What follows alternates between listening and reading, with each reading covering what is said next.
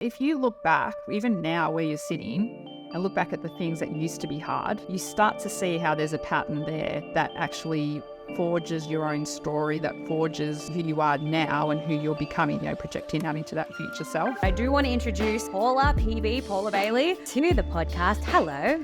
No. Let me give you some story, everyone. The reason that Paula is here today is because Paula is actually one of my amazing mentors, and I'm very lucky that I can call her mentor and friend. Cosmic Money, the podcast, the strategy and energetics of seven-figure business. Hello, gorgeous beings, and welcome to today's podcast of Cosmic Money, of course. I'm super excited for our guest today because she is actually somebody who, in my journey, means or meant quite a lot. And I'm going to give you a bit of context in a second, but I do want to introduce Paula Bailey to the podcast. Hello. No. Thanks. Oh, thank you for being here.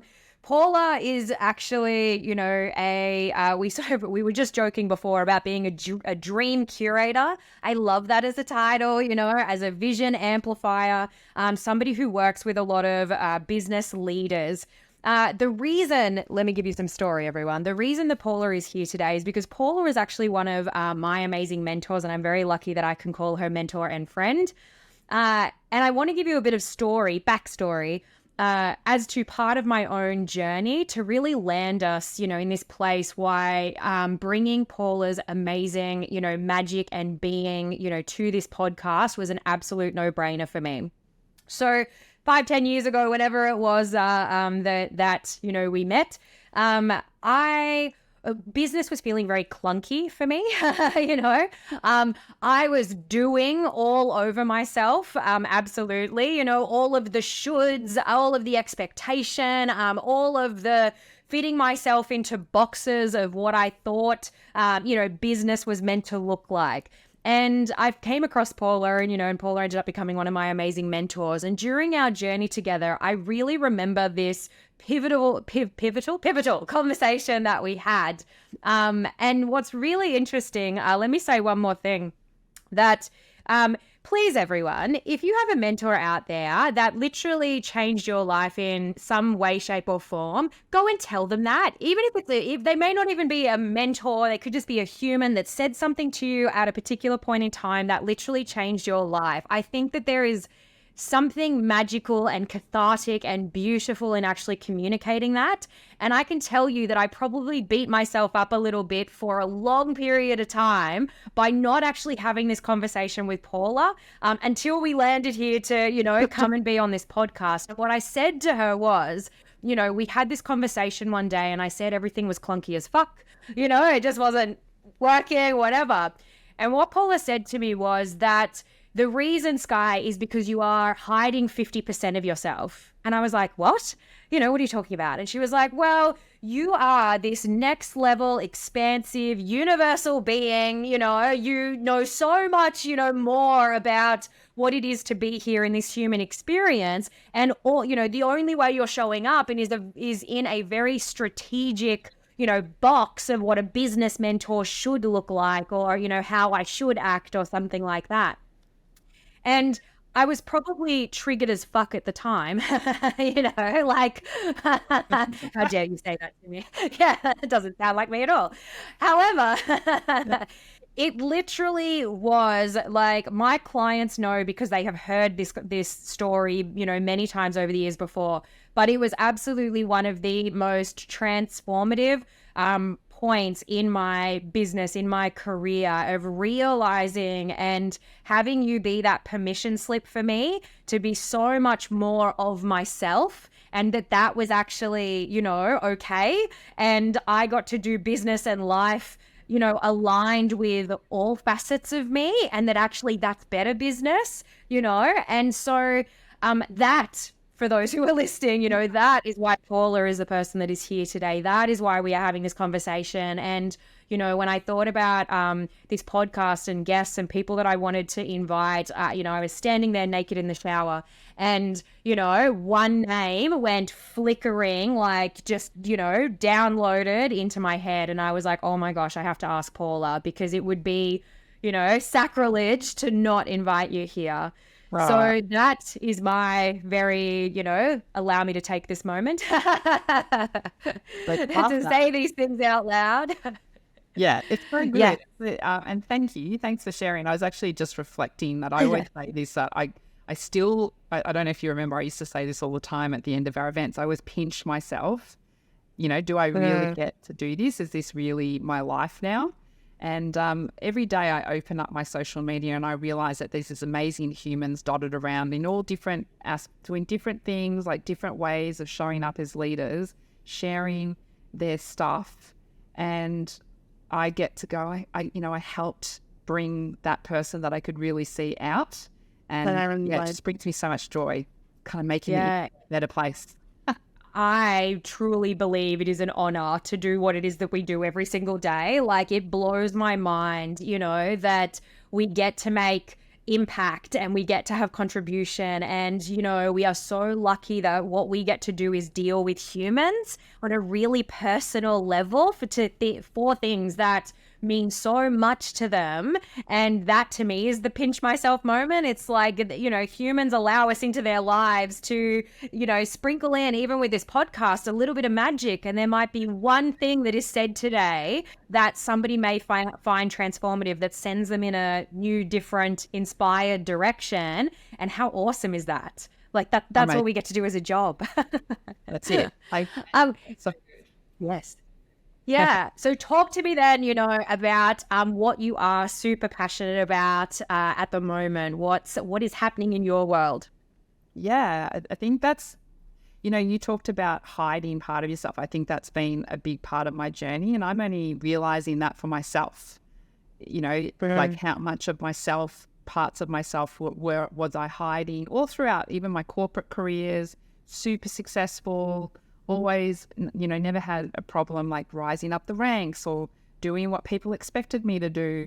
And, what I'm really passionate about now is like stripping all that back, stripping all the expectations of what it means to be a leader, what it means to be a business owner, what it means to be successful, and really playing with that, who you really are, because I think in the essence of that, that's actually your magic. And I'm passionate about bringing more and more of that out of our leaders. I actually believe that our entrepreneurial space is just primed with humans that actually have the key to the evolution of what the world needs. It's just that we're hiding all these baggages of like, this is the box that I've got to fit into, and this is the way I've got to do it so that people will accept me. And so for me, it's that passionate about bringing that out of people and helping them really land their leadership frequency. I love all of that. And you really, there's an alignment here, of course. And my mission literally is, to unlock greater human potential. And so, the vehicle in which I do that is obviously through things like this podcast, through business, through humans and behavioral science, through all of those beautiful permission slips and things like that. But at its core, I am so aware that my mission on this planet is to unlock greater human potential, and I completely agree with you that everything, we hear this saying all the time, everything is already kind of within us, and I just think, oh my gosh, if people weren't struggling for, in scarcity and, mindsets and struggling for just day-to-day things and stuff like that, like how much human potential is actually locked up, while people are struggling for even those basic things. Right. Exactly. Right. I think that's a commonality of the humans that end up in my world, is that when,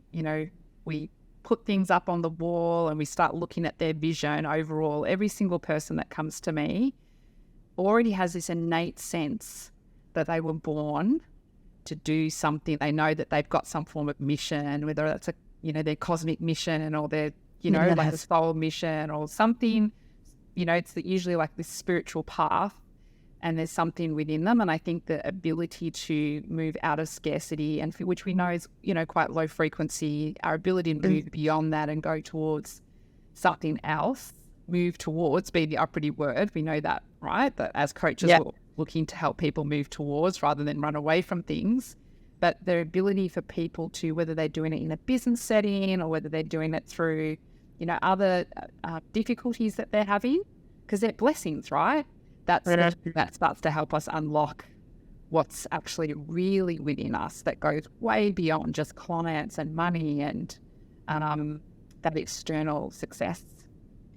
Can you speak to that aspect of, how I would put life happening for us, not to us, because I find, again, that's such a commonality when evolving, just in yourself as a human and really stepping into like a new level, a new frequency, new, identity and more things that are available and coming online. I find that such a pivotal moment where you're like, oh my gosh, even the hardship, even the, the things that I can't even, that are literally unimaginable somehow are happening for me, not to me.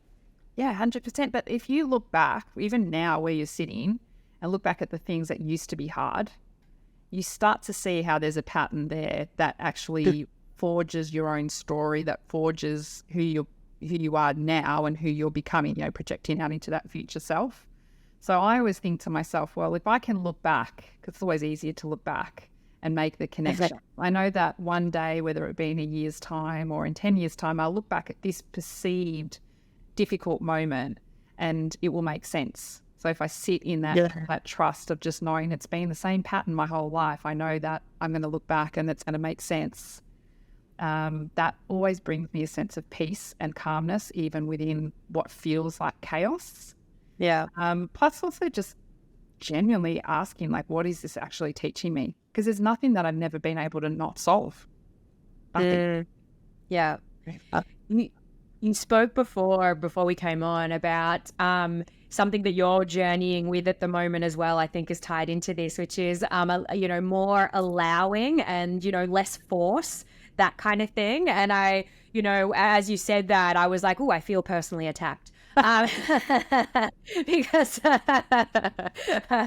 no, old me, like definitely, like I'm still a doer, of course, like that's, the best parts of me, but at the same time having to alchemize that and allow more, and hearing the word allow used to piss me off to no end, whereas now, as you said, you're kind of journeying with more allowing and less force and, and flow and spaciousness and all of these amazing things.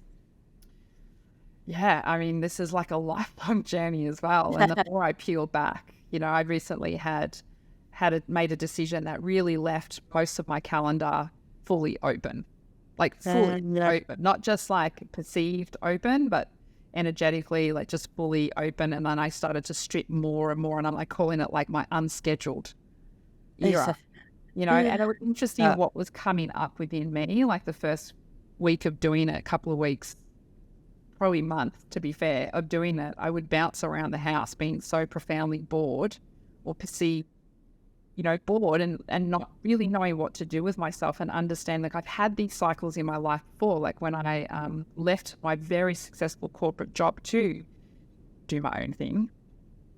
I was someone who was running, a huge, I had a sales portfolio that was like 2 phones pinging all the time. There was iPads going, and I went to Europe and I let it go. And I remember thinking, who am I if people aren't pinging me all the time? Like if people don't need something from me, or I'm not, it's like this dopamine hit of like success. And like I made that sale and I did that. And it was almost like literally 10 years later, I went through the same thing again in my own business, where I'm like, I'm really stripping it back. I'm really like, am I creating that thing because I actually really want to create that thing? Or do I think it just sounds really smart? Is that actually what is within me now? Or is it what I think people expect from me? And that whole like tussle with the even the embodiment of like feeling like, and I actually thought that I was pretty good at this. Like I go on stage and I'll have people go like, do more rah-rah. And I'm like, I don't do rah-rah because we live in a perpetual state of being jacked. And it's actually like, and I used to worry people will think I'm boring, or they'll think I'm too, like zen, and it won't cut through the noise of this perpetual, hype that's happening all the time.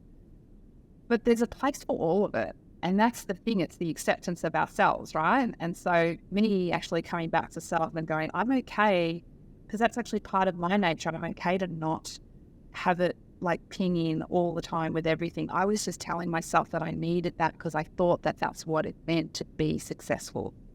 And that if I wasn't busy and I wasn't pinging all the time and I wasn't constantly, responding to someone, then that must mean that I was not climbing the tree, doing the mountain or whatever it is that you're climbing. Who knows, right? So I'm really passionate about that at the moment. I'm just really, it's an evolution that I'm going through personally. And the more I slow down and sit in this calmness, even within my coaching practice, it's a calm coaching practice. Yeah. To strip back what is the essence of me, because the more I do that, the irony is the more I see how I can help people and where my contribution really lies beyond the pushing of what I think is expected. Yeah. I've spent my life obsessed with the strategy and energetics of 7-figure business. I've literally traveled the world trying to crack the code. And what I've found is that when you couple the pursuit of making massive amounts of money with the strategy and science of success, plus having a desire for significant impact and contribution, magic happens. That's why I created a free 21-day next level vortex money mission magic. Hell yes to that. This 21-day quantum business challenge is here to shift you into new timelines and realities. 21 days to quantum shift your impact, business, and your bank account.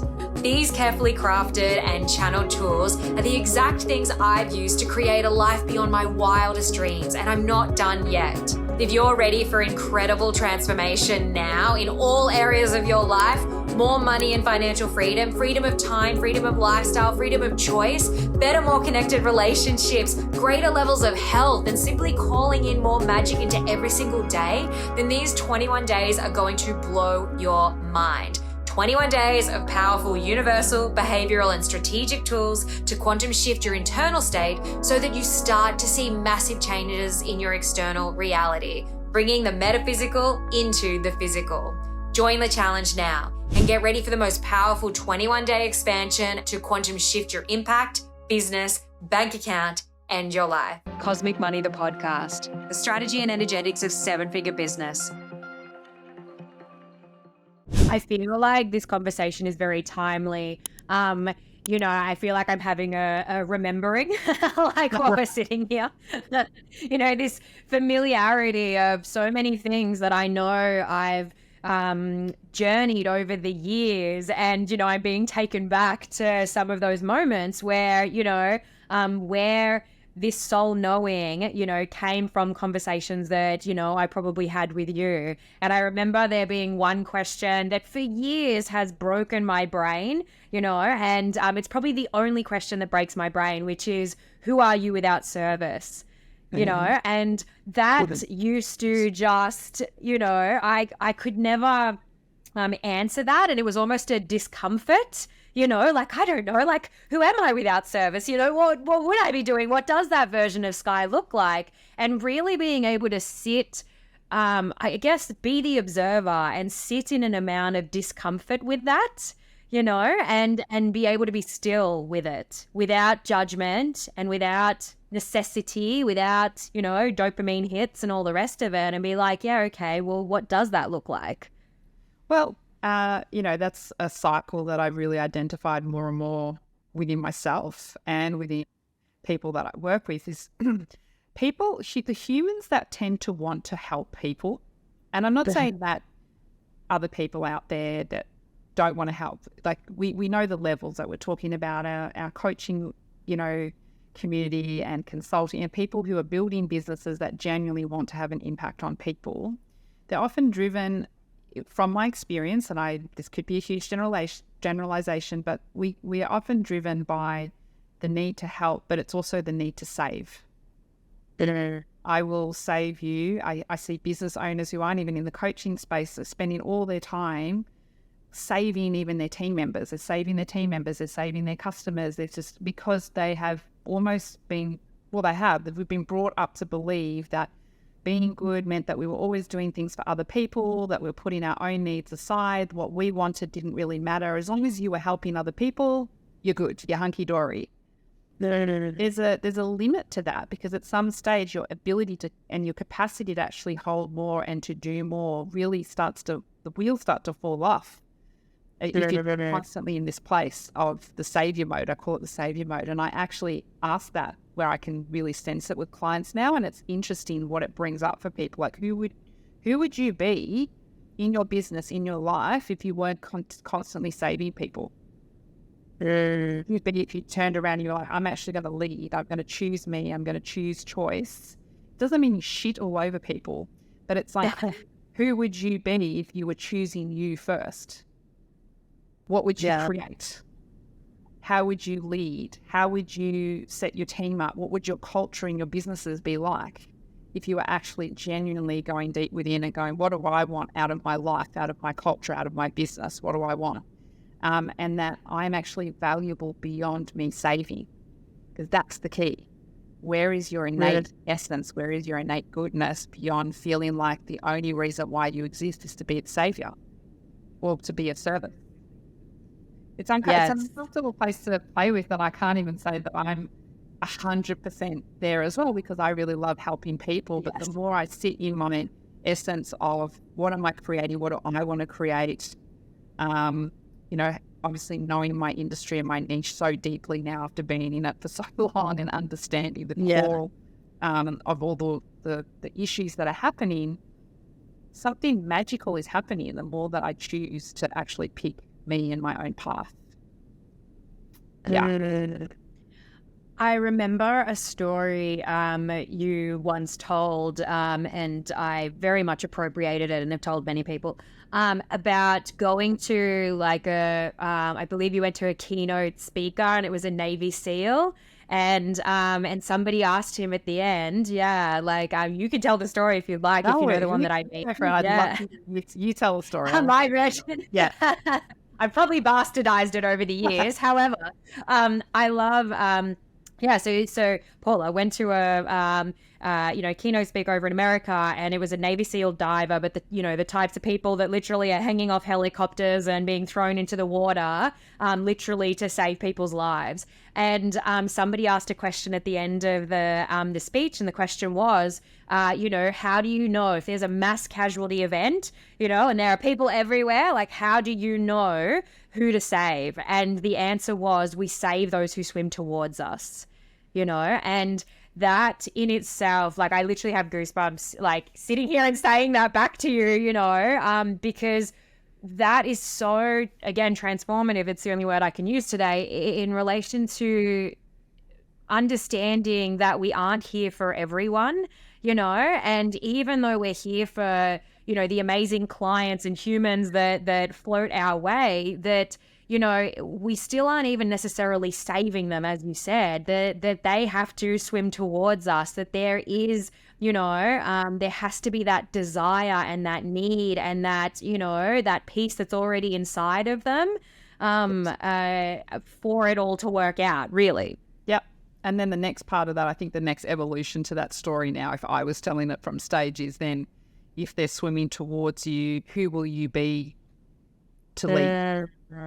And that starts with you also upping your vision and your, how do you see other people? Like, if do we see the people that are coming towards us as victims or people who are broken, or do we see them as whole and that they're sitting with me, or they're spending time with me for me to do my magic and definitely do the transformation, but I'm polishing a very sparkly diamond already.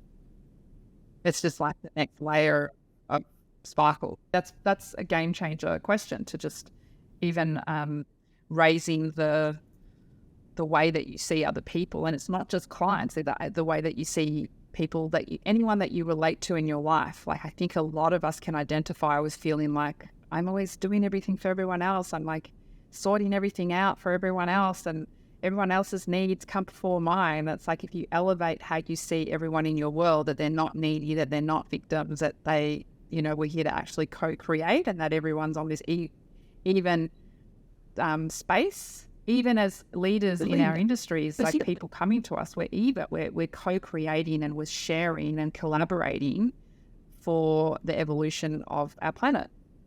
Yeah. It's powerful when, and I know that you're big on sort of behavioral science and the human mind and, and our general interactions, with one another and stuff like that. And, I think I'm as obsessed with all things, universe as I am the human as well. Like I really love the human, this is what we get to be here and play with. And, and humans are just fascinating to me, so fascinating. Yeah. Where do you feel like, your love for all things human and, and behavioral science and the mind and how we function and, all of those pieces, like where did that stem for you? Where did it start? Yeah. Where did it start? Yeah. Always been so fascinated in other people. I mean, my mum always used to say to me, even as a kid, like in primary school, I can remember, back in the day when nobody had mobile phones and, if you wanted to call, I might be showing my age now, but if you wanted to call a friend, you had to go use the family telephone or someone would have to call you. And my mum would always say, why do all the kids call you with their problems? And I was like, I don't know. I just, always been really good at listening and understanding and knowing the right thing to say. And so I was just always interested in what made people tick. And then I think the growth part inside of me, that person who wanted to be better, that competitive side as well, always wanted to have like, how do I get the edge? How do I keep growing? Because no matter what I did in my life, I would get bored very, very quickly. Because I would just evolve and I'd sit in something for a couple of years and then I'd get bored. And the only thing that's ever really kept me vaguely interested is having my own business and enjoying kind of being the curator of my own life. Yeah. But it's just always been a fascination, but it stems from even understanding myself more. I wanted to know how do I get the edge here? What's the secret to life? How am I going to, asking all those very big questions, the big ones. And from there, I would start to educate myself. I did all qualification and just this, I say I'm a lifelong learner. So I constantly layer more and more and more into the transformational work that I do with people. It goes way beyond just the mind. I spent the first probably 5 to 6 years just doing mind, and now it goes into a whole spectrum of transformational, very various levels for a person. But that's because I am only bringing to the table what I realized I needed myself, and then that's the cool thing. I'm searching it for myself, and then I bring it to the table to share it with others. That's my contribution. I find better leaders, or rather better leadership, as a thing, comes from that space of both like experience and expertise. There are parts of the skill set of leadership, that potentially we can learn or we can have greater understanding of and those sorts of pieces. But really, when you are dealing with humans, it's having an understanding of something within yourself, I feel makes for that better leader, because then you can see, patterns in other people or things that might be showing up, or you can have greater levels of compassion even, because you're like, okay, they're going through something right now. And I think even in terms of when we might not understand what it is somebody's going through, because it's easy when it's easy, right? Like, if we're like, oh, I totally get that, you're going through something, but having compassion, or understanding in a circumstance, that maybe we don't innately get, again, makes for that better leader, being able to draw on their own experience, their own emotionality, having that understanding of self. Yes, and being okay to give other people space, but we can only do that when we give ourselves space. Yeah, I see a theme today. Yeah, it's like space, it's like spaciousness is a good thing. And I think a lot of us, I was saying to a client last week, when you have a baby, they teach you to swaddle this baby really tight. So their little arms are like this, and they say that it's like a human evolutionary thing. The baby feels safe because they're all like tucked in and everything's like close around them. And I was like, it's almost like our physiology wants to have all this stuff pushed up against us. And then I'm starting to discover, well, what happens if I let what feels like closed into me, if I let it go and I actually do give myself space? And that can be space in your time, space in your mental bandwidth, energetic space, or, letting go of shit, whatever it is. And it's interesting that you have this calibration of the physical body actually almost has this like, because we've been taught that everything closed in and all this stuff pushing against us is kind of like a good thing.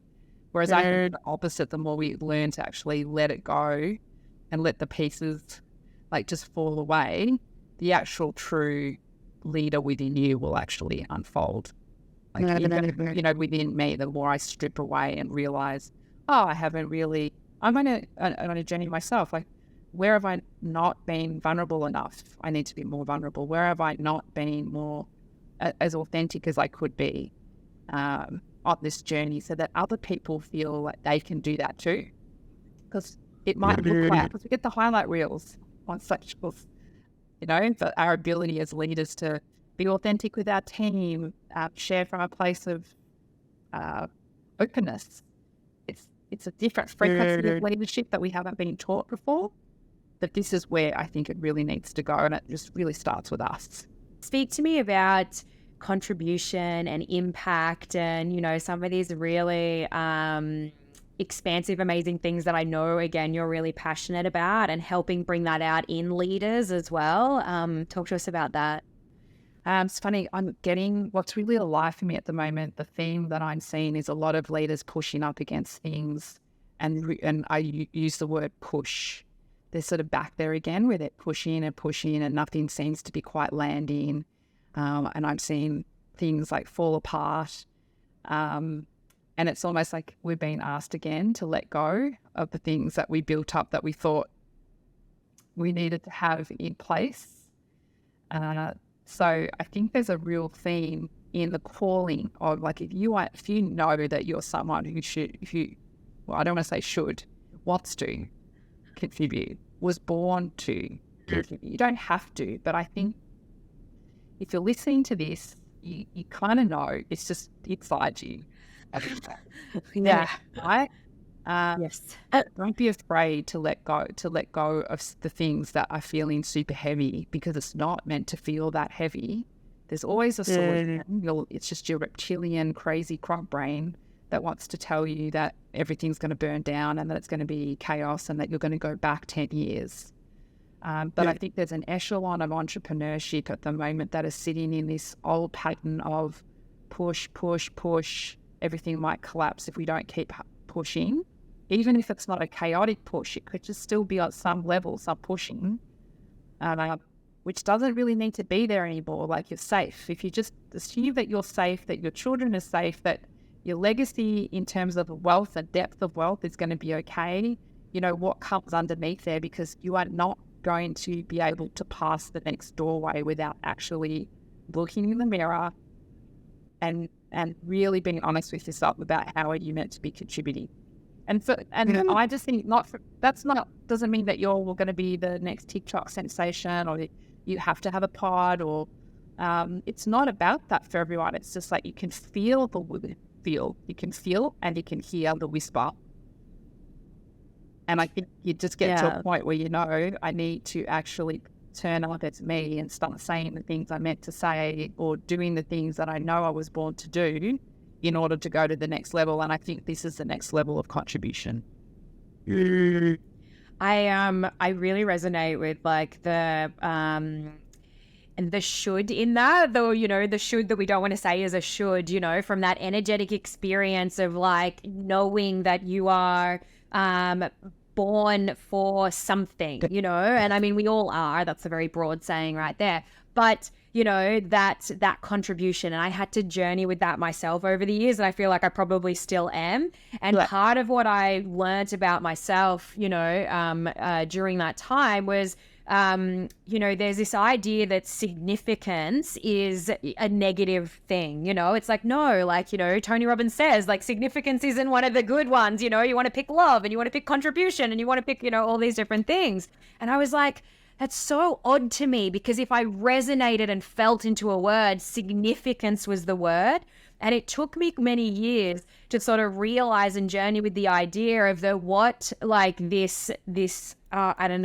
energy that is inside of me was significant contribution. and that it was that together, that I was like, oh my gosh, like, whatever my internal genius and magic powers are here for significant contribution, something greater than a norm. And that's not a comparison piece. It's just the word I wanted to say was an expectation. That is part of what I have to continue to journey myself as well, because I know when I have one foot in striving, and being the doer that I am, forgetting the piece of gratitude and the presence and the enoughism and the, all of those things you're speaking about, the spaciousness and, it's just like sometimes slowing things down is not naturally on my radar, and even with what you were saying before about boredom. I remember again during our sort of time frame together, having a real understanding of myself and my own need for variety, and trying to blow things up. I feel like you pulled me down off a few, edges. Because I would often, try to blow something up in business out of this need, maybe dopamine, maybe, significance, maybe whatever it was. And it's so fascinating to be able to take all these little pieces over the years and be able to go, okay, I don't have to wrong the doer, or I don't have to wrong the person who wants significant contribution, or the piece of me that loves variety. I just have to channel these amazing things, have awareness of them and channel them into, constructive, helpful ways, to move through life and business. Yeah. And I mean, I would never as a guide or a mentor, as a coach, ever say to anyone, oh, you have to remove that significance, or I mean, that's like wrong. It's a wrong. But it's a lot of us do that to ourselves again, because we're just being pulled along by cultural, this is this is the way it should be, or this is the way you should be, and it's like there's no shoulds about how you should be. I mean, my observation is a lot of the visionary leaders that I work with, they use the initial drive of significance and public recognition to drive the first steps of them having the courage to actually do some of the bigger things that they want to do. If that's what it takes to help you start to begin creating these projects that most other humans wouldn't even think to have the courage to do, I say go for it. The only time that it would ever be a conversation between a client and me is if the client was coming to me saying that there may be something unresourceful or it feels heavy, but the only person that can decide that is you. So I'd be really mindful of the projections and what people should be this, and it's because that's that thing again of trying to fit into a box of what a really good leader is, and there's no such thing. It's you. It's who you are underneath the mask that you think you have to wear. Gorgeous being. It is truly my honor to have you here joining me on this co-created adventure through the strategy and energetics of seven-figure business. However it is that you landed here, whether we know each other personally or professionally, whether a friend shared this podcast with you as they thought you might get something out of it, or whether you stumbled across me by sheer accident or divine intervention, I want to thank you for being here, and I want to ask you a little favor. It is my joy to do what it is that I do every single day. And so if you have received anything here, a piece of magic, a strategy, a mindset shift, something that has transformed you in some way, I ask that you share this podcast with others so that together we can transform the world for the better. One business, one human, one frequency, and one podcast at a time. Cosmic Money, the podcast. The strategy and energetics of seven-figure business. I think as well, even in that, my journey with the doer, the doer in me, was very much like that as well, where, I always just thought, oh my gosh, the doer is the best bits of me, and it was, it's the resourceful me, it's the strong me, it's the loves life me, and just wants to go out there and, and do all the things, not because I'm running away from something, but because I'm just completely towards all of it. However, it was put to me, that actually that's not the best bit of me, or that's actually unresourceful. And I found that really interesting. And I had to journey that piece in itself, for quite some time, because it just didn't gel in my brain, and I didn't want to make it mean something or take ownership of a differing perspective or something like that. However, it did give me the visibility of what I now, say is the doer versus the frantic child.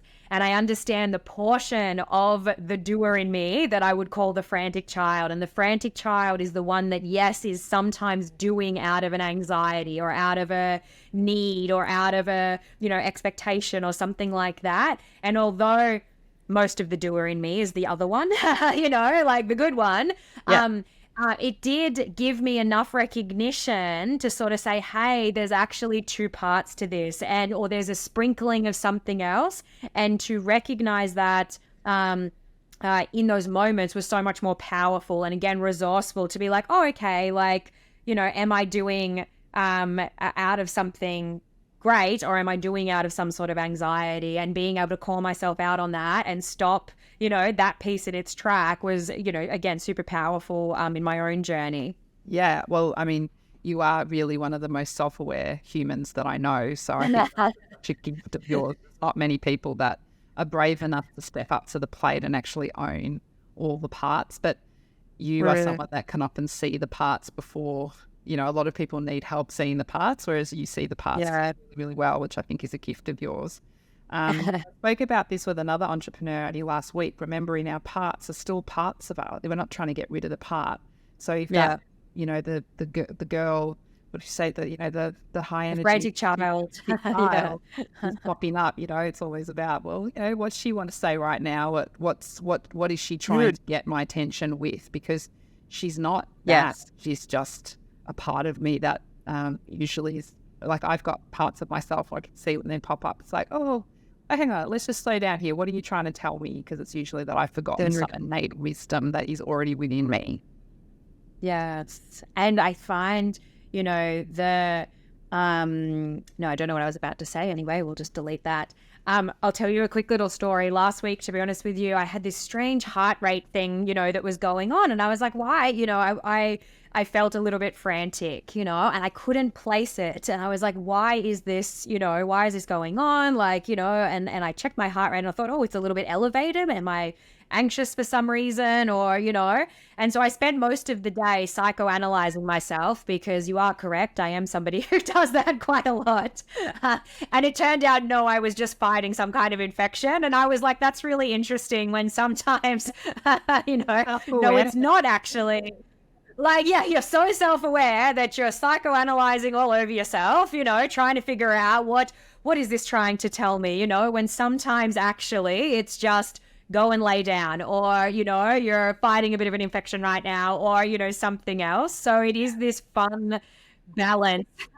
Or just go take action, which is, you're really good at that, right? It's like, there's a time and a place. Like I always say, stop chasing the gremlins as well. Like, human being, you're here to have an experience. Like I don't want to, I say that to all my clients, go kick the ball.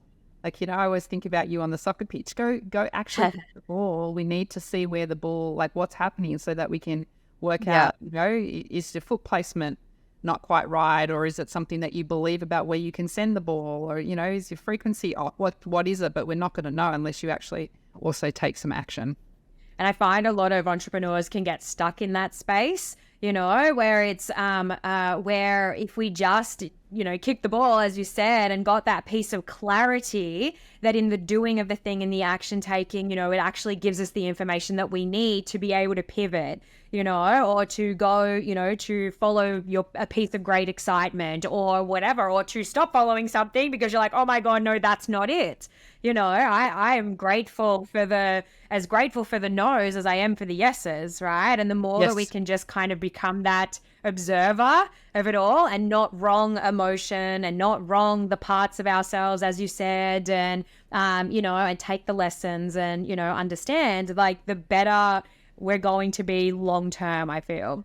100%. How lucky are we to get to play in this arena, though, I just think sometimes we got to stop, like you were saying, I think before we jumped on, like getting that opportunity to go, whoa, would the Paula of 10 years ago, how would she feel about this version of me right now? I think she'd be pretty happy because you can that lose sight in all the growth and the personal development, and it's really grateful to be here, and there's just so much, there can be so much happening, but there's the level of growth that we get access to by being brave, by showing up every day, and giving ourselves kudos for all the parts. Frantic little girl, Zen leader, queen, whatever it is, like they're all part of us, and the more we accept that, acceptance being a frequency, and take them all with loving grace, I feel like the more impact you will have as a leader. Yes. What is, what's your next edge at the moment? What is it that you're journeying? Personally or professionally? Oh, I don't mind. I love the answer to both. Lately I've been having conversations with people around the gratitude piece, and it's been really interesting to see that come up, with a lot of clients and, entrepreneurs and things like that. And maybe I'm seeing it, as I said, because I know gratitude is the piece that I'm journeying right now, really being able to be present with that gratitude and, look at the Skye of 10 years ago kind of thing. And what would she think of, the human that I am now? And so for me, I know that's something that I'm very much, journeying and in, both personally and professionally, to be honest. So what feels like your new and next edge?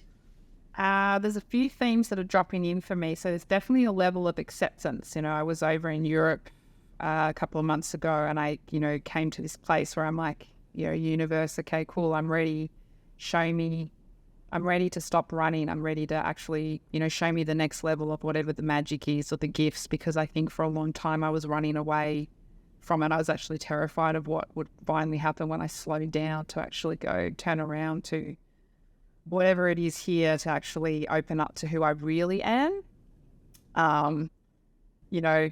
Like you would actually find this interesting. Like I had these moments where I'm going to start seeing dead people, aren't I? I'm going to start seeing people, and like this, like if I sleep and just this acceptance of, well, whatever it is, it is, and I'm going to be okay no matter what. So I feel like I'm journeying with this level of acceptance of who I am and deepening that courage to show the whole of me. I feel like I've been working on that my whole adult life, and I continue to do it so that I can go to the depths to really understand what's happening for myself, but also to help my clients.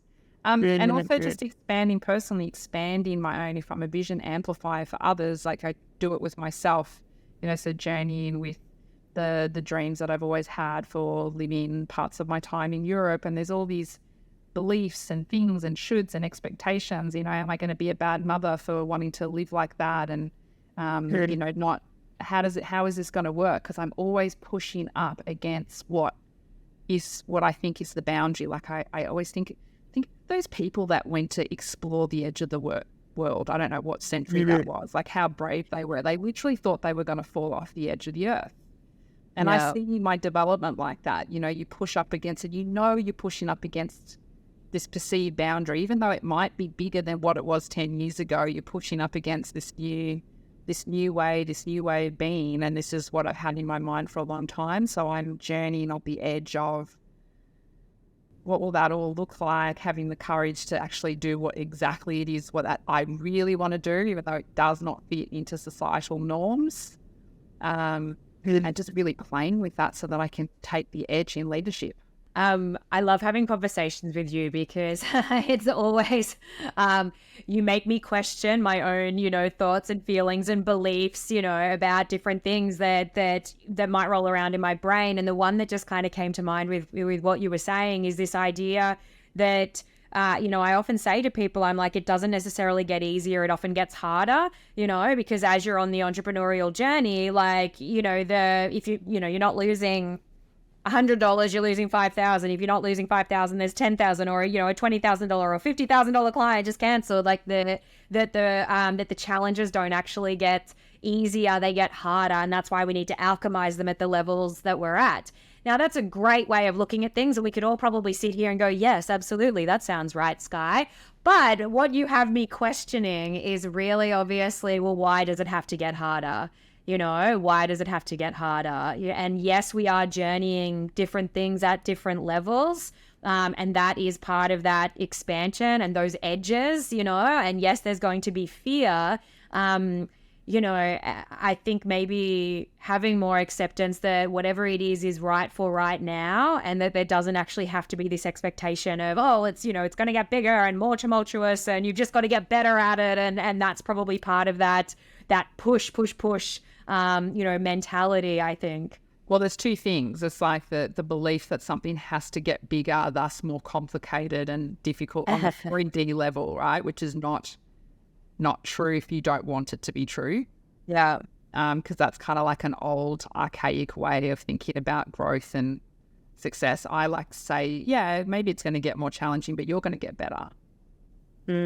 Exactly. You're skill that your capacity to hold more, whatever challenges are presented again will actually help you to grow, to be able to get to whatever level it is that you think you want. But I do think more and more in my world anyway, I'm seeing this collapse of bigger and scaling for the sake of scaling and more and more and more.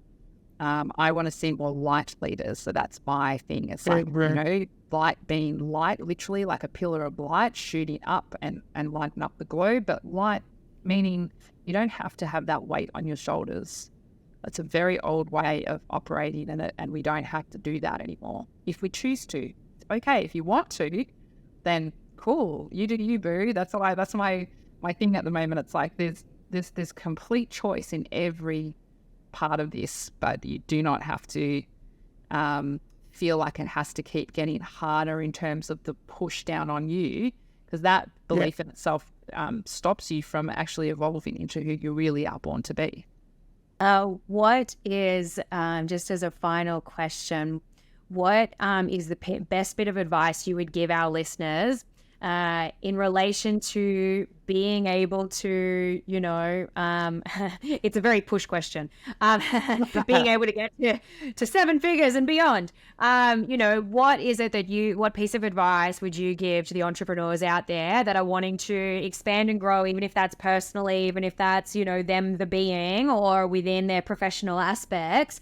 What's something that you would love for them to just understand as they're on this journey? To get to 7 figures, or is that what we're looking for?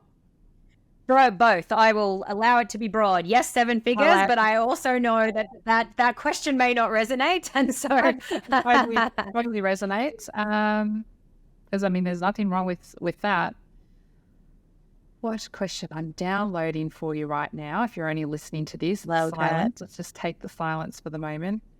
What keeps coming up for me is actually the evolution of who do you, if you haven't got that yet, who are you needing to become? I know that sounds, like really obvious, but it's like, there's a version of you that already has all those things. And who is that leader? How are they actually showing up? Are they hiding? Are they wearing a mask? Or are they openly sharing and being real and doing the things that light them up? Because, that's the other thing that's really lighting me up, is doing the things that light me up and, realizing just how creative I am. And so doing all the creative stuff. So where are you still, putting yourself in that little prim and proper box, even if you think like this box is so much bigger than it was 10 years ago? Is it still some form of box that actually on a deeper level, it's time to explode that and remind your nervous system that you actually don't need the borders of that box, that you can, pop out and, maybe you're going to make it like a pyramid or a sphere or whatever it is that, who do you need to become to get to wherever it is that you're going? And then why do you even want to get to where it is that you're going? That's, that's one of my favorite questions. Like whenever someone comes to me for a vision day, the very first thing, or if I'm meeting someone and I'm intrigued, that my question always is why? Why do you want to do that? And people are like, what? And I'm not being facetious. I actually genuinely always want to know why you know that. I've asked you many, many times why. Why do you want to have that? Why do you want to do that? I ask myself all the time. Not because you can't have it or that you should feel bad for having it. It's just there's always deeper answers in the why. Yeah. And I find the more that you ask why, on top of why, on top of why, which you've definitely done to me before as well, you Yeah. know, the more profound and interesting and, you know, and obviously depthy that answer becomes. And it really brings into focus what's truly important, not just the surface-based version that I think we often just sort of skirt through, you know, life and business at that surface-based level, and really tapping into those deeper layers. Yeah. Thank you so much, Thanks. PV, for being here. As soon as we sat down, you know, for me, and I want to say this out loud as well, is that as soon as we sat down, it was honestly like a little coming home, you know, and my heart just went, and I felt, you know, instantly relaxed, you know, in your presence, as there is a beautiful familiarity. It is that soul recognition of another soul. And although we're here doing a thing and having a chat and, you know, and extracting some magic, you know, for those who are listening, you know, I truly as a person, you know, appreciate you being here. And I'm so very lucky to have had you in my existence and to still have you in my existence. And that needs to be said. So thank you. And likewise, I really love just seeing you, you know, shine all over my stories and my feed, and just seeing you, you know, really own it, because I know the real you, and you're one of those people that unapologetically shows up and does the thing. And I think that's something that, you know, a lot of people can learn a lot from, the way that you take action and the way that you do.